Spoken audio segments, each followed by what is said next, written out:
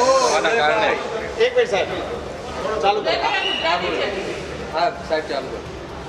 Air ઇન્ડિયાના પ્લેનને ક્ષતિગ્રસ્ત થવાના કારણે અમે જે રિસીવ કરેલા મૃતકો હતા એમાંથી 31 મૃતકોના DNA મેચિંગ થઈ ગયેલા છે અને એમાંથી 12 મૃતકોના જે રિલેટિવ્સ છે એ એમના સ્વજનના બોડી લઈ અને વિદાય થઈ ચૂક્યા છે. એટલે ગઈકાલની કમ્પેરિઝનમાં જુઓ તો ગઈકાલે સાંજે છેલ્લા 3 હતા, અત્યાર સુધીમાં બીજા 9 લઈ ગયા છે.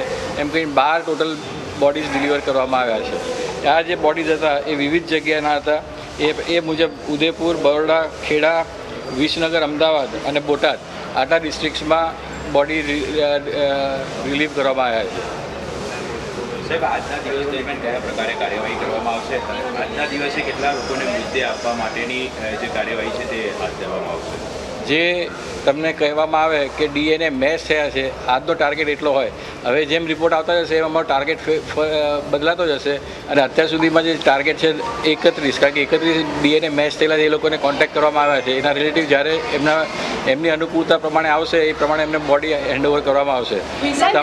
તમારે બધા તમામ લોકોને હું આશ્વસ્ત કરવા માગું છું કે તમને સિવિલ હોસ્પિટલ અમદાવાદમાંથી ફોન આવે પછી જ તમારી મૂવમેન્ટ ચાલુ થશે. ત્યાં સુધી તમે કોઈ ઉતાવળ કરશો નહીં, દોડાદોડી કરશો નહીં અને કોઈ જગ્યાએ માહિતી શોધવાની કોશિશ ના કરશો.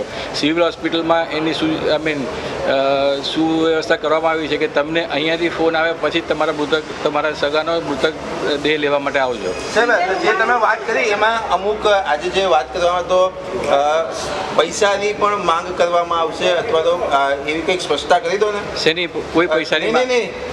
આજે જે મૃતકો માટે આપણે જે લાઈન આપણે બનાવી છે હેલ્પલાઇન, બરાબર, આજના એક સાયબરને લઈને પણ એક માહિતી એવી સામે આવી છે કે કોઈના પણ ફોન રિસીવ ના કરવા અથવા તો આવી ના તમે મારી વાત સમજો.